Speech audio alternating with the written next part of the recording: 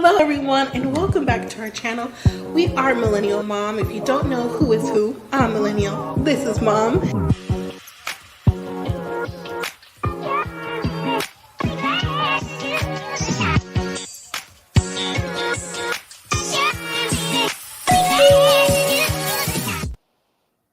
Hello everyone and welcome back to our channel. If you're new here, I'm Mom or Kay from Millennial Mom, and tonight we're going to talk about Love After Lockup Season 4, Episode 35. Now on WeTV or online something, the episodes are mismatched. On the regular TV it says 35, but in other places it says 15. But anyways, it's called Felons for Life.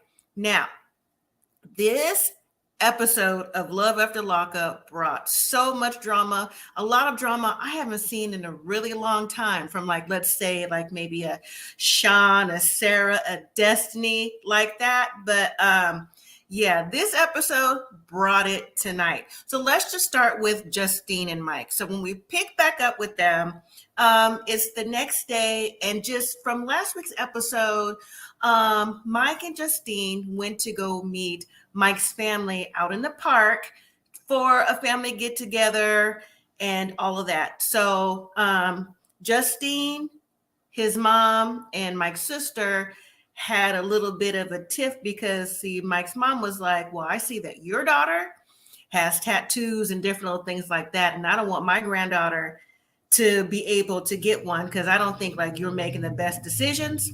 And so Justine took that a different type of way, kind of threatening her parenting. So they got into a tiff, and then Mike's sister got into it. It was just a big mess. Now, also at that meetup, it was Mike's friend / producer, Mocha. And Justine was thinking why is Mocha here? This is supposed to be a family thing.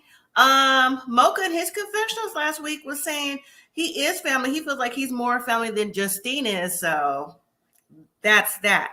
Well, now it's the next morning, and Mike and Justine, when they got home from the outing and everything went left, they weren't really speaking. They were trying to let things cool off. So like I said, it's the next morning, and Mike is saying how, he was sorry for how things went down in the park. Justine said she is too, but, she felt like she was disrespected by the conversation that Mike's mom and sister were having. And then Mike says, well, are you prepared to apologize? Because, they haven't seen me in a while either. So, you have to understand where they're coming from. And Justine said that she did, and she would meet them halfway.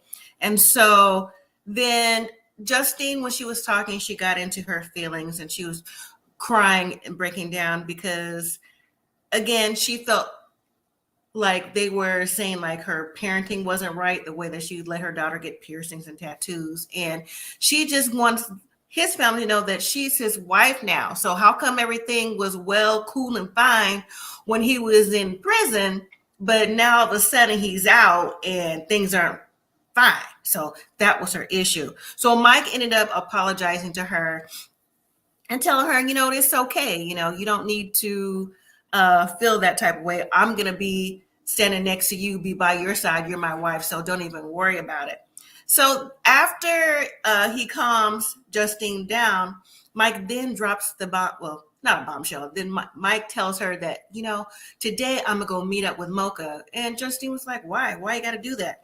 Now, Justine, she needs to pick her battle, because she didn't want Mocha at the family picnic, but she don't want Mike to see him not at the family picnic, So she knows that Mike and Mocha were in the music industry together, but Justine says, well, if you're going, I'm going. So Mike was saying, so you don't think that's a form of disrespect to me if you go? Kind of like, you in my business? And I could see what he is getting at with that. And also, too, I think Justine is thinking since Mocha's that music producer, maybe there's some groupies and things like that hanging out. See, Justine and Eris need to have a conversation about their men doing music and those groupies that they're like, he's my man.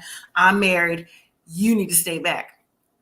Well, Mike was saying, well, you may not understand what's really going on. And Justine was like, you know what, don't underestimate me, you know? So then when we see them meet up with Mocha, Mocha was saying like, yeah, man, it's good to meet you. You've been off the grid for a while.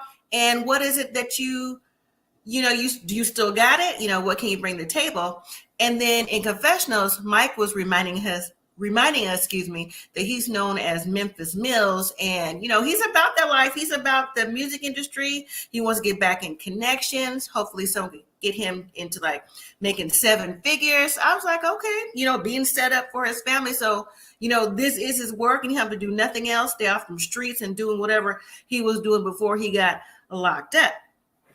And so Mocha is saying that, let's hear what you got. I got some stuff lined up for you. So, can you still spit them bars and everything? So Mike gets up, he's saying like, it's nothing but a thing. So he gets up and does his little, spin his lyrics, stuff like that.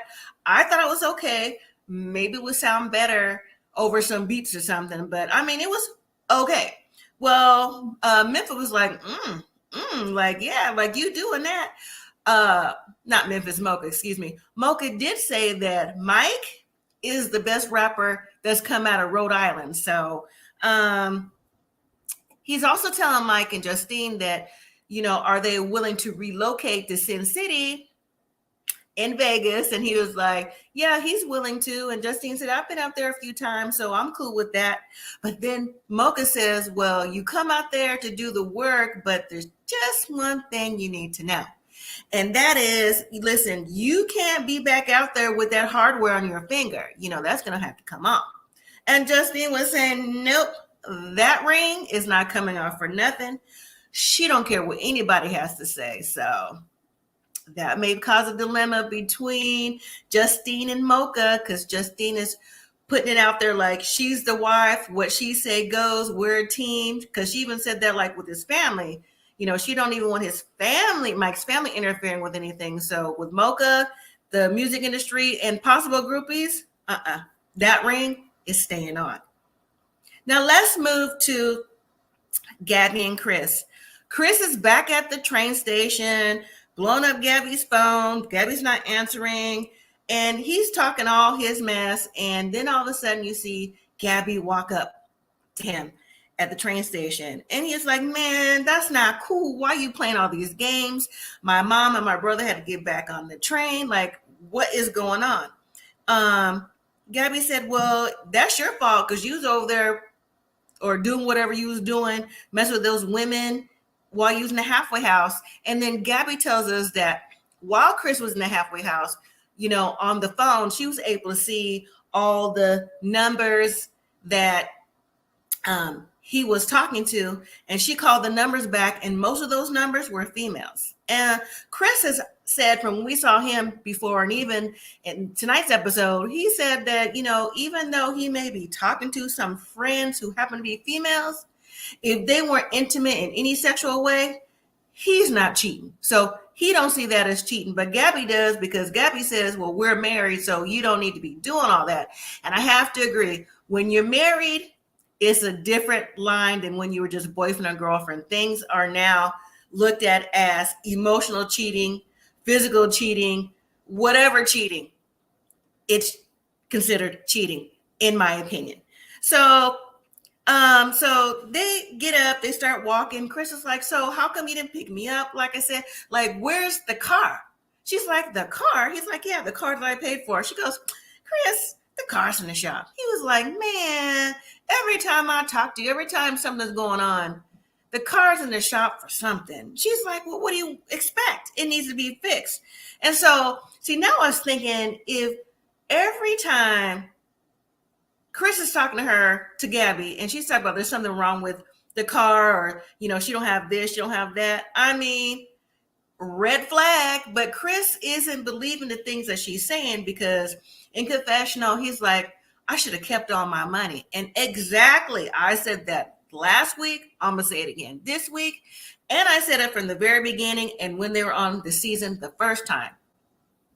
Chris should have kept his money, excuse me, and or gave the money to his mom, or to his lawyer to put in the trust for him until he was able to get out. I mean, that's the only way that you can keep some money to yourself. You know, you can give some to your family members or, you know, throw some to your girl trying to flex, but you flex and now you have nothing to show for it. You back and forth on the train with your mama and your brother. So, and waiting for Gabby. That's not a good look, but maybe he's learned his lesson.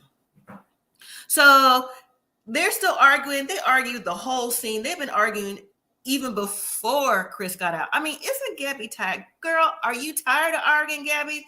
You argue with his mom. You argue with his sister. You arguing with Chris. All you do is argue. I mean, how is that positive energy? So they get up. He was like, all right, man, let's just go, right? So they're walking and again, back and forth, back and forth. So they stop at a corner, still going at it. And then there's a police car on the corner, and the police car is like doing a temperature check with that whoop, whoop. Gabby's like, Chris, you need to calm down. This is not what you remember it to be. Like these police sometimes, this is what Gabby's saying, can be shady and they could be running names or whatever. And I'm thinking, well, they can't be running names because they don't have no ID of you right now. But she was telling him like, you need to chill. Chris was like, what you talking about? I don't need to chill. I got my papers. I'm free. And, you know, I can do what I want to do. And Gabe was like, you know what? Whatever. So she walks one way. He walks another way because Chris feels that Gabby is disrespecting him in public. He's not having it. So as Gabby's walking, she goes back to the apartment. Chris is walking. I don't know where he's walking to. I guess he calls himself going to go back to get on the train to go back to his mama house. But then you see Gabby in the room telling producers that, you know, until Chris could calm down, he can't come in the apartment. And so she looks out the window and Chris is like almost at the corner where she could see him. But if they went separate ways, how is that possible? So Chris looks like he's on the phone about to call somebody or maybe look up a ticket or something. I don't know. But once he starts walking some more, Gabby shouts out the window, Chris, come upstairs. So he turns around, looks up. She throws keys down. He grabs the keys and come up. I mean, how does he know where to go to? Like which apartment was it? Unless it was just like one big duplex or whatever. I don't know. So when Gabby and Chris are sitting down talking in an apartment, they just simply cannot get on the same page. She's accusing him of talking to other women. Just back and forth, back and forth. So Gabby finally asked Chris, so what is it that you want to do? Like, how do you want to resolve this? And Chris says, you know what I want to do? He's trying to be intimate. Gabby's like, you know what? Whatever. So she gets up, goes to the room. She says, when you figure it out, you let me know, and closes the door. And in a way, I'm thinking she gets up, goes to the room, and closes the door. I'm thinking, is that maybe a read between the lines invitation? Or I didn't really get that. I know she's upset, but I just would have stayed there talking because, I mean, I'm not trying to do nothing with you. I'm just guessing this was Gabby's thinking.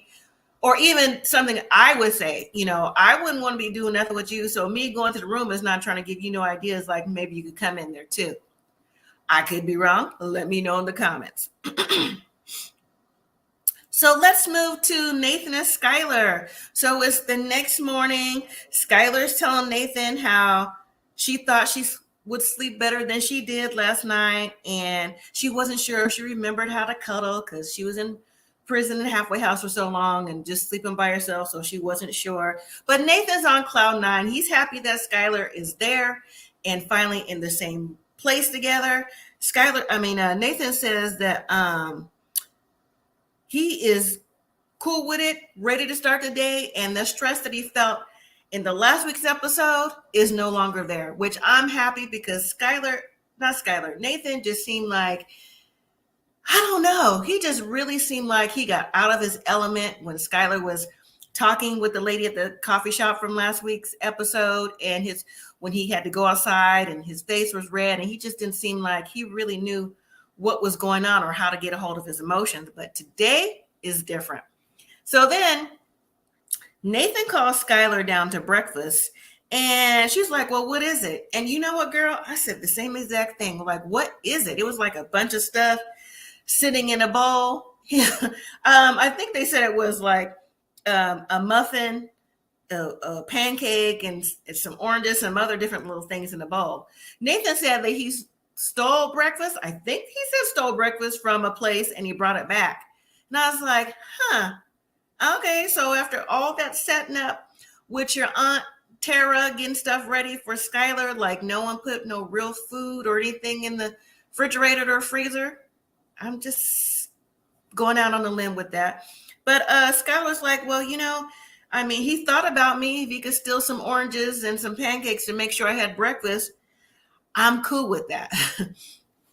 So then the conversation goes into Nathan has to go to work for the day, and he asks Skylar, what is it that she wants to do, or what is she going to do for the day? And Skylar says that she's going to go get her hair done, and she said that she's going to pick up Gracie. And Gracie is someone she met in the halfway house, and they were in there for the same related charges. And Nathan's like, so are you going to make sure you're not going to get any trouble? Are you going to be like on the up and up? Because if you take my truck, I want you to make good decisions. Skylar said that she was going to make good decisions. But here's the thing for me. This is what threw me all the way off in their scene. When Skylar said she's going to pick up her friend Gracie from the halfway house, and then there was a side note to Skylar when Skylar said that when she was in the halfway house herself, she was with Gracie. They were out doing whatever they were supposed to be doing, like had privileges to do for a little while, but they went off those privileges and decided to go shopping at TJ Maxx. And it just so happened that a person who worked at the halfway house saw them, they got in trouble. So Skylar is picking up Gracie from the halfway house, and Skylar says that Gracie is going to sneak out the halfway house to go with her to the salon to get her hair done. And I'm thinking, is that really the best thing that you want to do, Skylar? Yeah, because also too, it brought to mind from last week's episode that Skylar's mom was blaming Nathan for getting Skylar in trouble while they were together at the halfway house, so that Skylar got violated and she went back to prison. And I'm thinking, maybe that's why Nathan is asking you if you make good choices, especially when you said you're bringing Gracie, who is sneaking out to go with you to the salon. So what type of influence is Gracie any different than Skylar? I'm just asking. I really want to know that burning question. So when we see Skylar again, her and Gracie are at the salon getting their hair done. And why do they always have to say, I know I probably say it every video, but why do they always have to say to who's ever working the salon, oh yeah, I just got out of prison? Like, how is that just like conversation to have? I mean, you already have a camera crew, so they know something's up, but I mean, oh yes, I just got out of prison. But anyways, so Skylar and Gracie, they're sitting around, they're talking, and Skylar is saying, well, Gracie's asking Skylar, how does it feel being with Nathan, in the flesh, in the real world? Skylar says they've only spent a few days together, but things are different and she's learning to adjust. Yeah, I don't know about Skylar, and I really don't know about her bestie, Gracie. Even though Gracie is saying that she sees improvement in Skylar and what she's doing, but I just think there's just another dynamic that we don't necessarily have learned yet about Gracie, Skylar, Nathan, Skylar's ex-boyfriends who are no longer living with us, and just that dynamic. Because I know that Skylar and Nathan have known each other for a little while and knows the background of those relationships, but so does Gracie. So it's just real big revolving circle here. So I think there's more to the story that's definitely going to come out. Well, Skylar's in the salon and she's telling Gracie that she doesn't know why Nathan hasn't called her yet or text her, because he's normally up on the calling and the texting. And so she's texting him. He's not responding. And Skylar's saying this is a trigger for her with Nathan not responding, because you never know what could happen. And she said that her boyfriend, one of her boyfriends, when they were together, he was setting up a I don't know, a date or something with her and all this stuff. And he never answered. And it turned out that whatever accident he had, he's no longer with us. So it's triggering. And then Gracie said that, well, I mean, maybe his phone has died and maybe, he's busy. And Skylar, she wants to believe that, but she's not there in believing, what Gracie's trying to say. So after the salon, they go back home to Nathan's house. That includes Gracie. So she's just out kicking it. So it is what it is. It's whatever. And she's calling for Nathan. She's like, Nathan, where are you? She goes upstairs. She says, oh my gosh. And I guess we'll have to see what happens with that next week. So let's move to Eris and Cameron. Eris is headed to the halfway house to pick up Cameron. There's concern because we see from production that 2 weeks prior, when he was supposed to be released, he failed a breathalyzer test, so that delayed his time to get out. And Eris is saying, like, she don't understand why he would even be drunk in a halfway house. And honestly, I don't either, because that's your stepping stone. Yes, you're back in the real world, but I mean, why would you have something that may violate you? He's lucky he didn't get violated back, just had to spend additional time in the halfway house. So Eris lives in Florida. She says that she doesn't want anything to disrupt their relationship and have him in her life back home. She wants to hold him accountable. So when Cameron is released, they hug, they have a moment. Then Cameron drops down on one knee and asks Eris to marry him. And she says yes. So they're getting married, but wait, there's more. Cameron says not only does he want to get married, he wants to get married tomorrow. Eris says tomorrow or the next few days. Eris is like, no, we can't do that because I need to invite my friends, my family, get a dress. You need to get a suit. You got to get cleaned up. But then Eris tells her that Cameron, I get their names mixed up. Cameron tells her that he wants to get married because it's a better chance of him being paroled to Florida with his parole officer and the court stuff, because right now he's not paroled there. So Eris can see where he's coming from and decides to get married. But she was like, well, can we have an extra day or two? And Cameron says, well, let me think about it. Let me get things together. So yeah, we'll have to see if they truly do get married next week or the next couple episodes. All right, finally, let's move to Monique and Derek. This whole entire scene with Monique and Derek was a show within the show.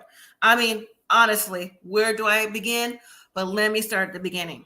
So it's the next morning from the restaurant with that $500 bill and the casino. Well, apparently Derek couldn't go into the casino because he didn't have no ID. Now, there's more on that. But when we see them, also, Derek is messing around with his GPS monitor. So apparently he's got a monitor on his ankle. He's saying he don't know why he's got that monitor on his ankle, but he wants to go out today to see some family. And, he just thinks it's a hindrance. But then Monique says, well, why don't you take the charger with you for the monitor just in case, it goes out, so there's no problems. And at first, Derek was like, no, it's on green, is good. But then he was like, yeah, that's a good idea.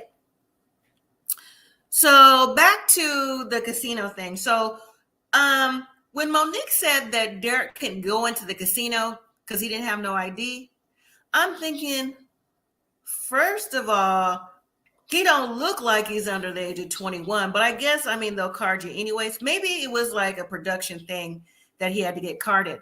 So I don't know. I just found that weird unless he was ordering a drink or something. I don't know. Whatever happened, we didn't get to see. So that's their story. Let them tell it. So Monique and Derek are going to the bank today as well as seeing friends and family to set up a bank account for Derek. Derek says that, having a checking account, he wants to build up his credit, just get his life right and, get things started to set him up to where he needs to be.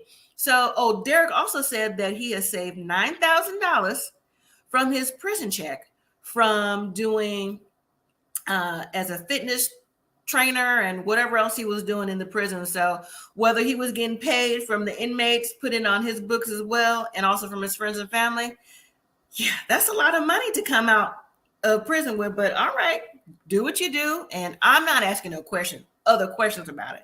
So anyways, Derek and Monique arrived to the bank, and they go back to the bank rep. Of course, here we go again. I just got out of prison. I want to set up an account. Here's my check. The prison guy was like, well, this is from like on the up and up, right? This is not from something that's like, you didn't get from the streets. And Derek gave the backstory, like I just mentioned about how he got the money, things like that. So the bank officer asked for 2 forms of ID. So Derek pulls out an identification card, and I'm thinking, where is this identification card? Where was it when you was trying to be at the casino? So clearly he didn't have it then. And so he said he got that and he needed something else. So Derek asked Monique, do you have my birth certificate? And so Monique is on her phone trying to pull up the birth certificate, and production shows her phone and just there's nothing popping up. And Derek says, wait a minute, wait. You could go through your phone way faster than that. The minute I ask you something, you moving just as slow as you can move. She's like, oh, I'm trying. I could only go as fast as the Wi-Fi. True, you can only go as fast as the Wi-Fi depending on where you are, but she weren't trying to pull up nothing. Then the bank officer said, well, let me try. Gave the information. He was able to get it just like that. And so Derek got his banking information, his checking and savings account, cool, out the door. So now, once they get to the car, the phone rings. If you notice, Derek's phone is always ringing, but he just got out. So, the friends, family, trying to get in touch with him, trying to see how he's doing and what's going on, the backstory. So, when they get in the car, Derek is looking at Monique and he's saying, so what's wrong? This is before the phone rings. So I jumped ahead a little bit. Sorry, excuse me. He's like, so why are you looking like that? And she was like, nothing. Derek said, why do you look like you got a resting bitch face? And I was like, he's already saying she got a resting bitch face.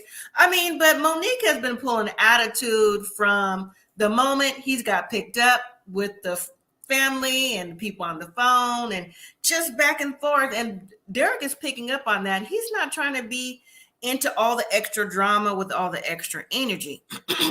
So back to the phone ringing. It's his sister.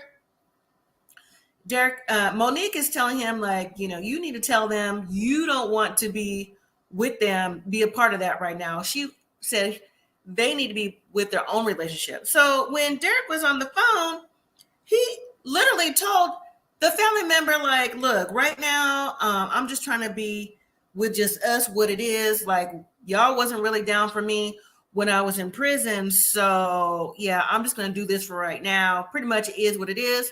But he did end up the phone call saying, I love you. Now, for me, again, just the whole scenes with Derek and Monique back and forth, the arguing, Monique going back and forth with his sisters as well, because they kept calling her phone, and she was like, I can meet you, you meet me, just a back and forth, blase. Listen, there's no way this would be me.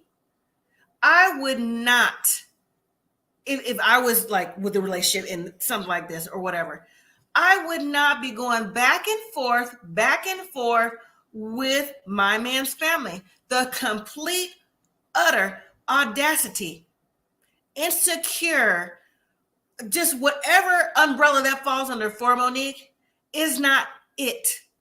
How do you think that you are going to build a decent relationship with your man while you're arguing back and forth with his family, who Derek clearly has feelings for, he loves, he wants to see, and you like get in the middle of this? Like, no, like these aren't groupies. This is his family, and she needs to get that figured out and get it figured out real quick. And Derek needs to put his foot down where Monique is concerned. Instead of telling her, oh, looks like you got a resting bitch face. Oh, you don't need to put your energy into going back and forth. Because like I said, the phone calls are all throughout the rest of the show, back and forth. They're threatening her. She's threatening them. Derek needs to put his foot down and keep reminding her, like, what you're doing is going to get me sent back. And that's true. You know, it's going to get him sent back because it's going to involve the police. It's going to involve all kind of drama. And Derek's not going to have no excuses with it. They're just going to, whoever his parole officers or the judges, the courts, whatever, are just going to see that he's back in some sort of drama. And Monique, I mean, she's not seeing this. And Derek needs to put his foot down. I mean, red flag, red flag, red flag, red flag. So then we see Derek and Monique. They go out to, the next stop is to a gym. They're working out together and everything. And so Monique says that Derek makes her feel comfortable, you know, in working out and just who she is and in her own body. And so Derek says, so are you going to keep this up when I go back home to Chicago? She's like, what? She goes, no, I thought I was moving to Chicago too, to be with you. He's like, well, no, I don't think that's a good idea right now. And she said, a good idea to who? He said to me, he said, because that moving with me right now, with things going with my family, is going to be a nightmare. And again, Monique is just looking like, I can't believe he's saying this to me. Girl, he's saying it to you. Like, I mean, whether he wants to be with you or not, he knows and feels, again, that energy is not a good look. And you coming to Chicago is going to be a nightmare. Take it for what it is. And I can see that now. It's already a nightmare. You can't even be on the phone, or he can't even be on the phone with his family, and you tripping, and vice versa. Then after all that, Derek is going to see his big mom. He asked Monique to drop him off at her house to drop his clothes off and see how she's doing. So they get there. Monique stays in the car. Derek goes up to the door, and there's a note at the door that says, I went to church, be right back. So while he's at the door, Monique's phone rings again. There's back and forth, like, from Derek's family, whoever, be who you think you are. We gonna just get you, threats back and forth, back and forth. Derek comes back to the car. It's like, man, you like that social media drama? You like the energy? Like, stop. So then also too, not just the back and forth, Monique gets a phone call after that from one of Derek's cousins. I'm thinking, here we go. She's just getting phone calls from everybody. Well, apparently another one of Derek's grandmothers isn't doing too good.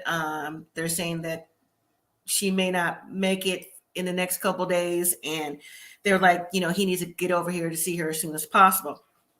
So Monique drives Derek over to the other grandmother's house. Monique stays in the car. She calls one of her friends, talk about all the back and forth going on. And then the producers get in the car, ask Monique, so what's going on, right? And when she's asking what's going on, there's this white car that's in the back, just kind of like lurking. And then the police also going back and forth. They're like, oh, the police is here. And then Derek comes back to the car. They're like, you know what? It's time for us to go. So once the two producers get in the car, Derek gets in the car, they leave, and then they're being followed by this white car. One of the ladies of the producers say, oh, well, let's stop at the gas station. He's like, no. We can't stop at the gas station. Just keep going. And Monica's like, I'll pull over to see who it is. I'll see what's up. Derek's like, no, you don't need to do that. And then also in the same breath, Monique's like, well, put the GPS of the hotel in. So we go there. And so Monique is driving like really fast. The car is like driving fast and swerving behind them. And that's when Monique's like, oh, I'm really scared. Like, what do I do? Now, not even, it seemed like 30 seconds before, she's like, I'm about to get out. We can see what's up. No, because all that back and forth going all day on the phone, this and that, do you think is really going to be, if it is who you think it is, a fair fight? So anyways, that was the end of the episode. It was a hot, steamy, smoky mess. So next week and the weeks upcoming looks like it will be good episodes as well. We're going to see Eris and Cameron get married.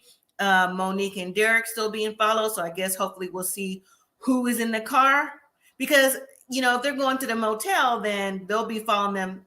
You would think they're going to go all the way to the motel too. So we'll see what's up with that. And then we're going to see Travis being caught in the lie by Ashley. So, all right, everyone. Thank you so much for watching. Don't forget to hit that like, subscribe if you haven't already, join the family, and it's the road to 2,000. When we get there, check our community page. We'll be doing a raffle for $50, which is open to U.S. residents only. Again, leave your comments, share, and until next time, everyone, live simply, be grateful.